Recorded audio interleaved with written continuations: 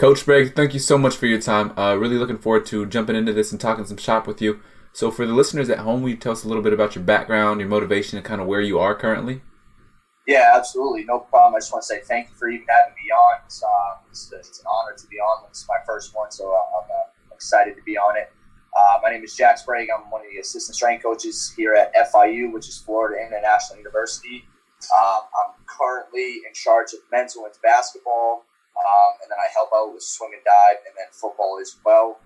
I went to Worcester State, small Division III school in central Massachusetts. I played football there. Kind of got right into the strength conditioning world there at my own school my last year and a half. I interned at Assumption College, Holy Cross, all in the city of Worcester. I actually went down to the Citadel. Then I had a small stop at Villanova. Then I went back to the Citadel for the last 3 years. And now I've been at FIU since late April. Okay. So it's been rolling here ever since, kind of hopped right into things, and it's been great so far. That's fantastic to hear. So kind of going off of that, right, what is your passion in life? Like, why do you do what you do? I'm actually fortunate enough that I know me and you had talked about it before, but I grew up in a family of coaches. So that passion for coaching has kind of always been there, helping people and trying to make a difference and an impact on people's lives. Yeah. At one point, my father was a college basketball coach. My mother was a college field hockey coach. My two uncles are currently coaching college football. My brother is part of one of our sports performance facility. My cousin works for him. And then my other cousin actually is the head strength coach of a different private sports performance place. Wow. So coaching's kind of just been in the family tree. Yeah. Something that I do that I've wanted to do for a long time, and just have developed a passion over the years that I've seen my family members kind of climb up the ranks themselves. Yeah, no, that's awesome. You don't see too many like family lineage of a profession that much anymore, you know? Absolutely. No, absolutely. I can agree on that. So yeah. No, that's awesome. And then diving forward a little bit more, right? So let's talk a little bit about training. So this is kind of a tough question. I know it can be a very, very broad question, but what is your training philosophy? I would say my training philosophy is probably a little bit out of the ordinary to some people, but my philosophy for me is by building strong relationships with my athletes to help maximize their athletic potential by getting them bigger, faster, and stronger. A little unorthodox there, but my thing is just all about building strong relationships with my athletes. Okay. Yeah, and so I guess through that, right, building that trust factor, which then kind of translates into training, correct? Absolutely. I love it. If they don't believe in you and they don't trust you, you're not going to get really too much out of them. Yeah. And so you mentioned that, you work with a kind of a few different sports over there, but looking a little bit at basketball and kind of comparing that with some, swim and dive type stuff, what does the kind of training plan look like for those different teams? So the basketballs, they go probably an extra day. Then the swim and dive is only twice a week. Men's, women's basketball, at this point right now, they're only 3 days a week. The men actually have a recovery day in between. We just kind of get in here, do some movements, some body weight movements, let them kind of hit some areas that they feel like they need to get better at. I give them about 10 minutes on the clock, and I just say, hey, go after whatever you feel like you need to work on today. But for me, it's like, every team kind of needs the basics. Everyone needs to be stronger. Everyone needs to be, a little bit more explosive. And I think all sports need that to some degree. So for me, there's going to be some similarities, but for the most part, I'm probably going to, dive a little bit more into men's, women's basketball as far as what they're doing. They are 3 days a week. I'm open with them at practice, so it's a little bit different. Where swim and dive, I'm not really going over there, so I'm kind of trying to match what they're doing at practice, making sure I'm not crushing them in the weight room. That by the time they get to practice, they're kind of overloaded and they're just gassed. So I'm kind of getting a feel for that too, because sometimes they have practice and then come after and lift after. So I kind of got to get a feel for that. So I'm making sure that I'm just kind of matching what both coaches are doing, Coach Valerie and Coach Malcolm, to make sure that I'm putting our athletes in the best position to be successful. No, I like that. Okay. And then in terms of the annual plan, right? So in periods, what does that kind of look like in terms of emphasis and how you kind of implement that emphasis? So for me, my annual plan is honestly to keep them as healthy, as strong, as durable, as fast, and explosive as I possibly can throughout the year. Mm-hmm.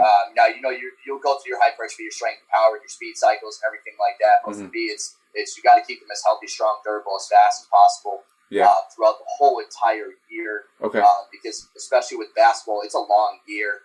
Yeah. We started practicing in June. These guys, they actually played later into March. They played in the CIT. The women didn't, but however, they're still practicing in June as well. Yeah. So it's a long season. I've been fortunate enough that I kind of got to talk to some other basketball strength coaches. Daniel Roos. Mm-hmm. I talked to who else? Chase Campbell at URI. So I talked to some good guys, trying to get some piggyback some ideas off of them as to kind of like how are you going about things, whether it be in the summertime or in the fall. Going into that preseason time and then even moving into the season time. So I've been fortunate enough to talk to some good people to give me some good advice as to how to keep these guys as strong and healthy as possible throughout the whole year. I love it. Okay. And then diving into the kind of speed and agility development, what does that kind of look like? So for me, they get a lot of it. Obviously, the agilities within basketball practice itself, all the cutting, the planning, the running, the stopping, the accelerations, the decelerations. So they get a lot of it just within their sport itself. Okay. I just more so teach how to get in a better position to get from point A to point B faster. Yeah. So whether it be teaching, better shin angles, or whether it just be better sprint mechanics itself. Yeah. And again, I'm not running these guys in the ground or running the girls in the ground. It's more so just teaching mechanics to help them out. So we're taking care of, the hamstrings and everything like that. So we're not pulling things because we got bad posture or poor mechanics. Okay. But it's really just teaching them better mechanics and better body position, better angles to kind of help them get a little bit more natural flow as moving from position to position or spaces to spaces on the court. I love it. Okay. And so in contrast to that, right, do you do a lot of work with the energy systems, or how does that kind of look, and how does that kind of balance with the other things? I would say in the month of May, I think another guy that you actually had on here was Ryan Horn. And Ryan Horn helped me out a lot as well, and gave me his layout, which is huge because sometimes strength coaches aren't so willing to help out other strength coaches, but he's willing to pay it back. And I know you know him well, but he paid it back tremendously. And we did a lot of more tempo runs and stuff on the football field, kind of take them off the hardwood for a little bit, especially the girls as well. But then once they started really getting into practice, our style of play is for the men's side at least is we play probably the fastest pace on both ends of the court. Okay. So these guys get a lot of that taken care of in practice. However, if Coach Ballard were like, hey, we're not practicing later on the day, maybe just run them a little bit, and that's absolutely fine. And I'll take that in my own hands, and I'll kind of just, tweak some things up and manipulate some things and do some different things on the floor with them. Or even just take them on the field again, take them off the hardwood. And the females as well, same thing. However, the separation between the both of them is that the style of play that the men play as opposed to the style of play that the women play, the men just play at a much, much faster pace. So their conditioning is a little bit more so taken care of, as well as the women needed to have a little bit more emphasis on the conditioning part. So I'll put some more Tabata circuits and stuff inside the lifts itself. Yeah. As well as they'll do a little bit more running. Their styles was a little bit different, whereas the men need to get a little bit bigger and stronger, and the women need to get in a little better shape. And the men get a little bit more taken care of in practice. Not saying the women don't; they just need a little bit extra. Yeah. No, I get you. Okay. And so coming from a place like the Citadel, I know you had a lot of different pieces, right? So does the nutrition education kind of look like at FIU? So we're fortunate enough where we actually have a nutritionist on staff. Okay. It's big time because again, I'm not a nutritionist. I'm not a registered dietitian, so I'm not sitting here giving out actual meal plans or anything. Yeah. So it kind of helps us. However, we will give suggestions as coaches here. Yeah. And I kind of give my guys and the girls a little bit more of a nutrition guide, just options as to what would be better choices. Yeah. But the nutritionist has she actually does a class with them where she's teaching them how to cook some simple things that you can do in the dorm rooms, just some healthier options. And she goes over a little bit more so on her end with that. But it's not saying that we don't help our athletes out, like the guys and the girls. I know they both have snacks in the locker room. Yeah. The girls get taken care of. I take care of the men's side, where, we're getting them trail mix, we're getting them peanut butter pretzels. It's just things to kind of have just in between classes, practices, whatever. The Uncrustable peanut butter and jellies, breakfast sandwiches, just so these guys can, if they need something to grab and go, they have it. Yeah. And then as well as just educating them on some better choices. As we both know, you're in college, you're going to get some shitty food here and there. It's inevitable. And it's not saying, hey, don't do it, because we know they're going to do it. Yeah. We did. So it's just saying, hey, maybe instead of getting a large pizza, you get a small pizza. Maybe it's instead of putting, fried chicken in a sub, you're putting grilled chicken in a sub. It's just simple things like that. Maybe instead of going to McDonald's, maybe you go to Chipotle. Yeah. It's more so things like that because, again, like we know they're going to do it. It's just like let's try to make them make a better decision on what they're going to get when they actually go get those things. And hopefully they're not getting those things every single night. Yeah. And the fortunate thing about that is, you check their body weights, whether it be 1 to 2 times a week. For me, for the guys, I check them twice a week. So I check them on Monday and Friday. Monday, I see where they're at the beginning of the week. Friday, I see where they're at the end of the week. And then Monday again, I see what they did over the weekend, see how bad they ate, see what they did for extracurricular activities, and then get on their shit for the next week if they're up or down, depending on what they are. Yeah, so I love it. That's really how we both go about that. Okay. And so, again, referencing the Citadel, right, that's a place with a huge culture. And so how have you helped to, contribute to the culture or help create that culture at FIU? Absolutely. So the one thing is the Citadel is a different place. It's a much, much different place, between the structure, the organization, the efficiency of things done. And it's because it has to be done that way, though. It's not saying that here is not like that at all and every other place is not like that at all. It's just that in that environment, what you have to do there, things have to be regimented out. They have to be so structured because that's the way the kids are operating there. Yeah. So, when I came here, it was my thing was like, all right, like, let me just try to, help out in any way that I can, whether it be an organization standpoint, whether it be charts or things like that. So I just try to bring that value from the Citadel, here, and hopefully kind of sticks on to some of the people here, whether it be coaches or whether it be administration or whether it be athletes itself, because there is value to structure, organization, and being efficient in the things that you do on a daily basis. Okay, I love it. And then switching gears a little bit, kind of into some more leadership, kind of continuing education kind of stuff. Let's talk a little bit about building relationships, right? So how can we be better at this as a field? I just think that sometimes as a field, we care too much about the numbers. Okay. And then even just like coaching the lifts, but like we're not just coaching lifts and we're not just taking care of the numbers, and we're coaching people, and that's part of our profession, of understanding different personalities and what ticks someone, what doesn't tick someone. Yeah. I think sometimes like we're just trying to go and lift, and it's like, you don't have to just go and just yell and put on this macho strength coach persona. It's like, it's like we want these kids to come back. Yeah. We want them to want to come back. So in order to do that, it's okay to have some fun, within the lift. It's okay to, put your arm around the guy and it's, hey, how's it going today? How's the family doing? How's mom and dad doing? Yeah. How's your brother doing? I think just sometimes we're just sitting here trying to chase numbers and chase the next lift. And it's like, it's much more than just that. I didn't get in this profession to just raise people's bench and squat numbers, and I didn't get in here just to coach lifts. I wanted to make an impact on people and just, yes, I helped the kid his bench get up. Yeah, that's awesome. That's great. But, in 10 years, when somebody calls me, I want them to be like, hey, that conversation that we had really made a difference in my life later on.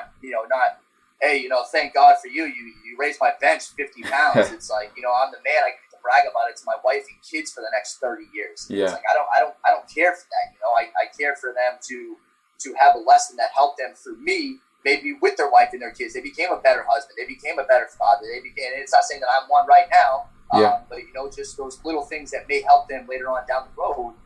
That's not just about lifts, and so I think that as a profession, sometimes we get caught up in the numbers too much, we get caught up in the lifts too much, and it's like, hey, remember why we got in this? We got in this to help people, to make people better. Yeah. So it's not just about the list, it's not just about the numbers. I love it. Okay.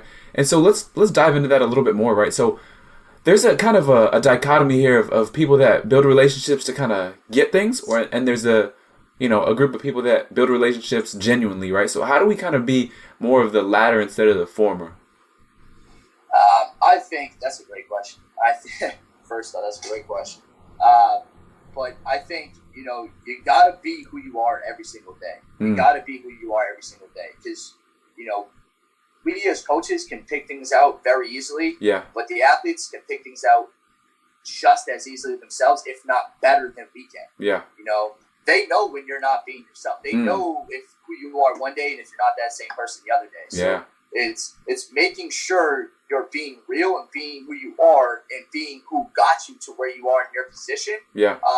And staying consistent every single day with that person. And it starts with getting to know their names. Yeah. And getting conversations going. Yeah. Maybe follow them on social media. If you're not following your guys and your girls on social media, you're missing a huge piece of just building relationships in general. You get the opportunity to show them that you're real, and you get to show them an opportunity to open up to your life. Yeah. Because obviously we know that people put everything on social media nowadays, so it's great to be able to see what's going on and let them know that you're not just a coach, you're a real person as well. So I think the authenticity of that is much needed for athletes. Taking an interest in their lives, show them you care. Yeah. And that's a simple thing to do. Yeah. Holding them accountable every single day. And being consistent with that, and making yourself available to them, and loving them up, and then being harder than them at the same time. Yeah. Being vulnerable, admitting mistakes, admitting your faults. Open them up to some scenarios in your life that maybe you may not be as comfortable sharing, but it may help somebody. Yeah. And then just like I said from the jump, it's just being authentic. You got to be real every single day. Yeah. And I think if you do those things, you will develop great and real and raw relationships that are true and that will last you and last your athletes and you a long career, whether it be the 4 years that they're there, or the 5 years that they're there, or even later on down the road in life. I know many people and many strength coaches that have built relationships that have been friends with, some of their athletes for probably 20 years now. So, it's just, all those things right there and putting it all together and just staying consistent with all those things on a daily basis with your athletes. Yeah. Yeah. No, that's really good. And so kind of to build off of that and with a little bit of contrast, right? So, you want to be there as a mentor, right? But inevitably we still have to manage people, whether that be our athletes or like interns or anything like that. So how do we kind of manage that while being in a position of authority? You got to be able to balance it out. It's you got to demand the same things every single day. I talked about being consistent and everything. Because again, like you can't let things slide one day and not the other. And you got to be real about it. You got to be raw about it. You got to stay the same every single day, because if not, that will slip up. That will get to you. And it's going to be even harder to try to hold that person accountable when things get harder down the road, as far as, whether they're doing the right things or not. One thing you let it slip today, and, the next thing now everyone's trying to do it tomorrow. Yeah. But it's just being consistent with that every single day. Okay. And does that relational advice differ at all for interns or staff members or anything like that? I would tell interns first. It's just like, don't worry about the X's and O's so much. You just got to build relationships with the athletes. Because the athletes are going to get you your next job. You got to start with them first. That's the way I was taught from Jeff Oliver at Holy Cross, and Chris Grosky up there now at Holy Cross, who was at Assumption when I was there. Is that, they're like, hey, don't worry about the X's and O's, man. Like, that will come in time. Yeah. Just build the relationships with the athletes, because that's what's going to get you. That's what's going to get them to buy in. That's what's going to get you, to your next position. It's not just how smart you are. Yeah. Because you can have the best program down on paper, but if you can't get these athletes to buy in, that doesn't mean anything. Yeah. Okay, so in contrast to that, right, how do we work on building relationships with other coaches or administration? I think it's just showing your face. especially with administration, like sometimes, you have coaches who are in the administration buildings. So it's like, hey, stop by. Say hello to the ADs. Say hello to who's ever over there. Whether it be some marketing people, whether it be the ADs themselves, whether it be even other coaches. At the end of the day, everybody works at the same place. You want to show your face around these people. Yeah. So I think it's just making sure that you're making yourself available. You're reaching out to these people. And it could be the janitors itself too. It's not just from the lowest people all the way to the people at the top. Be a human being. Be nice. Be approachable. Be personable. Start a conversation with someone. It's not that hard to do. It's not that difficult to do, and you'd be surprised at how long or how far that would take you. Yeah, I think that's a good point, right? Of you might have to be the one that starts the conversation, right? Because the other person's thinking the same thing as you, of like I'll let this opportunity slide. I don't want to start the conversation. So by being first, like you can spark a friendship or spark a relationship, that you would never have had. Right. So that's huge. Okay. And then diving a little bit more into professional development for young coaches, right? So you've kind of moved up the ranks a little bit. You've been through a lot of internships. You've met a lot of people, right? What kind of tips do you have for applications or like resumes, cover letters, things like that? Yeah, absolutely. So I, right now, obviously, I'm not in a position of hiring, but if I were to be, and again, I took this from Mike Morgan. I actually listened to him the other day on your podcast. Mike Morgan is my guy, and so is Coach D at Citadel. But he always told me, he's like, unless you've been in the field for 10 years, man, like, that thing should be one page only. As far as your resume goes, your cover letter, make it clear and concise. Yeah. Don't make it one long running paragraph. Break it up into different sections and just make sure that you're getting your point across. Don't drag this thing out. Get it read by different people just to get their opinions if needed. And then the other thing from even a professional development standpoint for young coaches as well is you got to get out there and you got to reach out to as many people as you possibly can. I think last year, I don't have the exact numbers in front of me right now, but I know, I charted everything that I did from a professional development standpoint.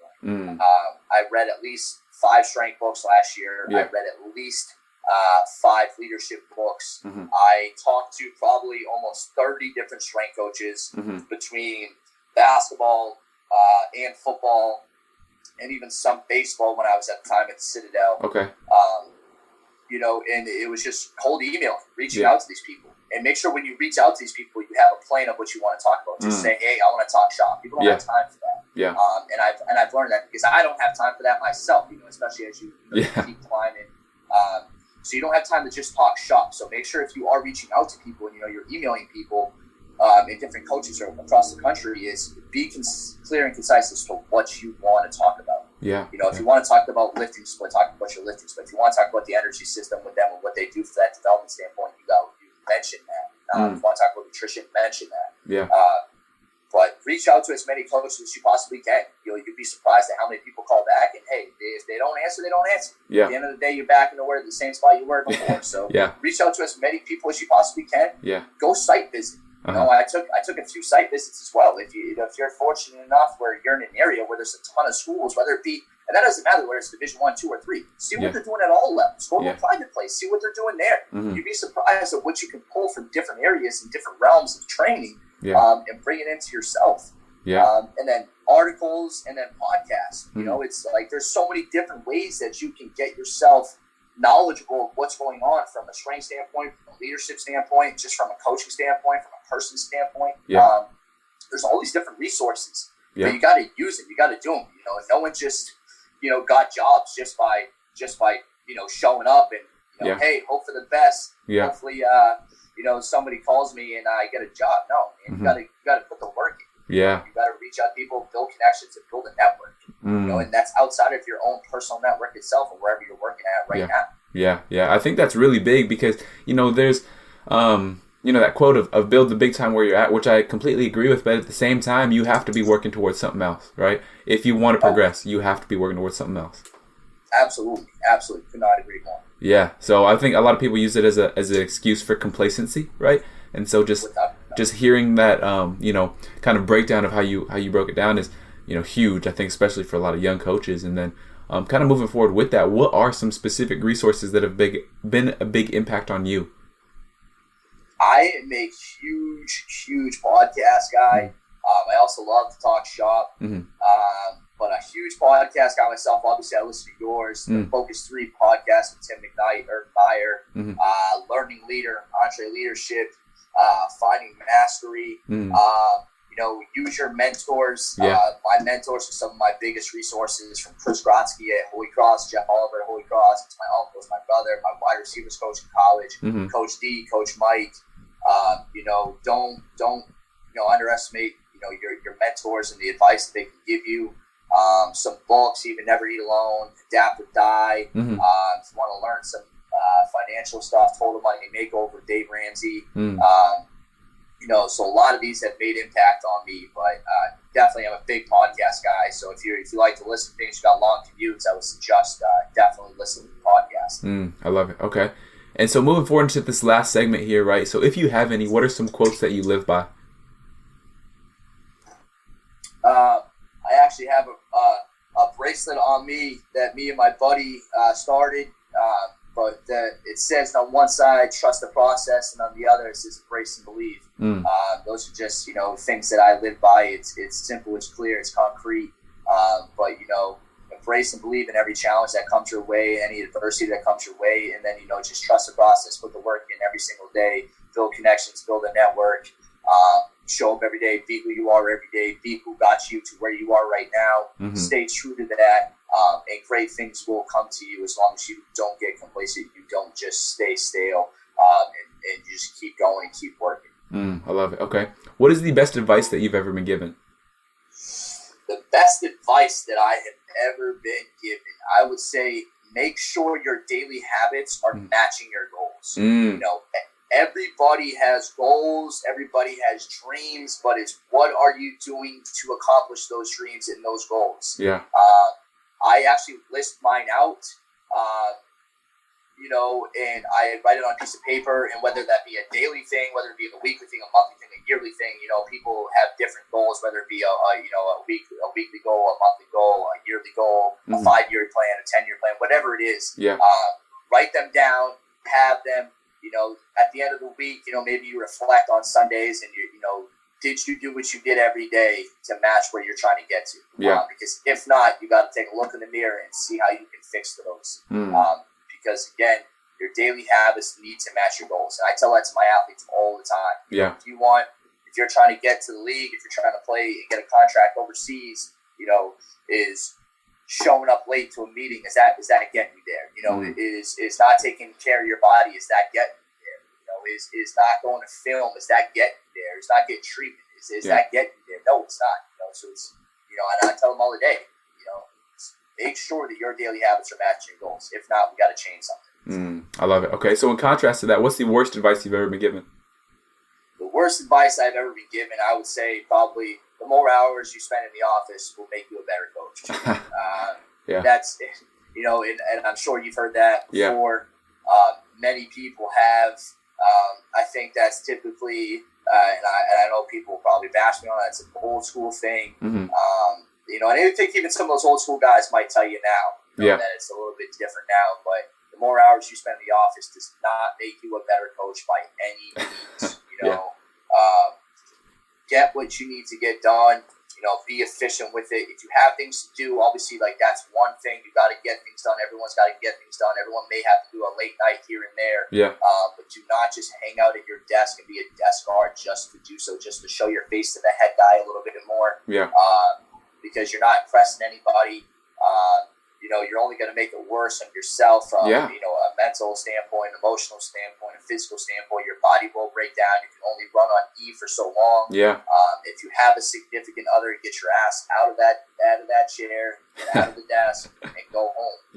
It's they're here too. It's not just you on this journey from being a strength coach, is significant other or family or friend or whatever it is. We all know it's not easy. It requires you to spend a lot of time away from your loved ones. And sacrificing that. And I also tell that to my athletes. So, make sure that when you do have the opportunity to call home, to spend time with your significant other, you get out, you do so, you call those people, because it is important. Those people are thinking about you. Let them know you're thinking about them. You're not the only person on this journey. I love it. Okay. So last question here, right? So what are some projects that you're currently working on, and how can people kind of reach out to you and follow your journey? Some projects that we're currently working on, it's just making myself a better coach every single day, whether that be, even for myself, I'm 26, just like you, but for young strength coaches, older strength coaches, just trying to constantly make myself a better coach in any shape, way, or form that I can, whether it be reading, whether it be listening to podcasts, whether it be talking to my athletes, seeing what's working for them, what's not working for them. Open dialogue between them is much needed. And then just continuously building the culture from both the men's basketball standpoint, the women's basketball standpoint, swim and dive. Yeah. All that is very important. And then as far as follow me in my journey, I am on Instagram, I'm on Twitter, I'm on Facebook at 31 Coach Jack. Somebody had Coach Jack out there, so I threw my college football number in there as well. There you go. But I'm big on Instagram. You'll see a lot of the work that I do. I like to put it out there for the guys to kind of be able to show their families and friends back home the work that they're putting in, because again, it's about them. It's not about me. So you can see what we do from a strength standpoint in the weight room. If you want to follow me on Instagram, I do put a lot up. I'm pretty active on my Instagram as opposed to anything else. Yeah. And you get to see what it's like. Training is raw. Not everything is perfect. So, just make sure that, you take a look, you take a follow. Yeah. And then if you want to reach out and talk some shop, I'm always down to talk shop. I can always make time. I love talking shop with people, older, younger, it does not matter. I'm always available. I try to make some time. And I do love it. I love getting to know new people. I love networking and branching out. Yeah. Yeah, fantastic. Well, Coach, thank you so much for your time. This has been fantastic. A lot of people are going to get a lot out of it. There's some great advice in here. And so, once again, thank you for your time, and I look forward to connecting again soon in the future. No problem. This is my first one, so I will definitely always remember this one. I just want to say thank you. What you're doing, it's awesome. I think you're giving a great platform for people to put some information out there. I appreciate you letting me talk about building relationships. Because I do stress the importance of that. Make sure that you are building relationships. It's about the athletes. It's not about us. This is awesome, and I would love to talk again at some point, later on down the road. Best of luck to everybody out there in their seasons and whether they're currently in it or going in it. But best of luck to everybody. And again, if you want to talk some shop, please reach out. And that's all I got for you. Thank you, though.